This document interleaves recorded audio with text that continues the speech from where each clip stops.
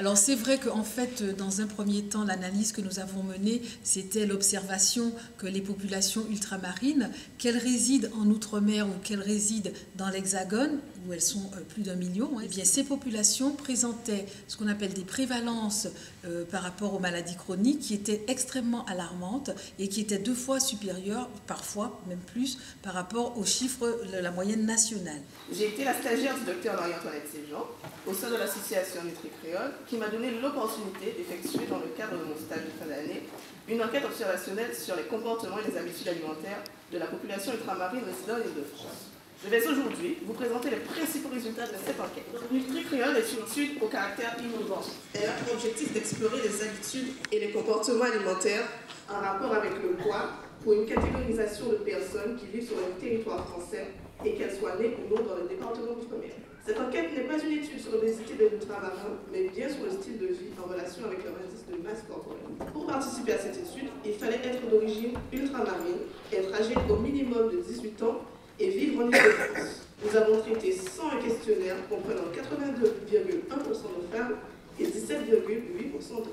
Les premiers résultats de notre enquête montrent que la population étudiée est en surpoids, et ceci pour 66,3% des sujets.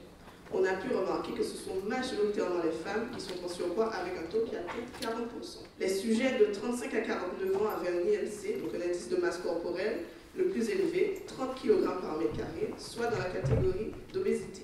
D'autre part, le revenu mensuel n'influence pas l'indice de masse corporelle et quel que soit le revenu de nos sujets, ils étaient tous en surpoids. De plus, un niveau d'études élevé équivalait à une diminution de l'IMC moyen de 9%. Et enfin, une augmentation du nombre d'années passées par les sujets en département d'outre-mer entraîne une augmentation de son IMC moyen.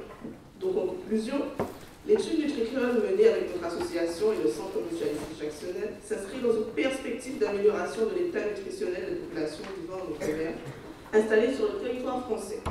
Il nous a paru judicieux de réaliser cette première approche sur cette population très particulière du fait de sa situation géographique qui diffère de ses origines ethniques et culturelles. Il est important de noter que tous les résultats obtenus sont traités comme de simples observations, analysées pour la plupart sous forme de proportions. Le présent mémoire que je vous ai exposé peut être considéré comme une introduction à la création d'un projet d'études scientifiques mené sur la population ultramarine d'Île-de-France, avec l'ambition de s'élargir à toute la population d'outre-mer résidant en France métropolitaine. Je vous remercie de votre attention.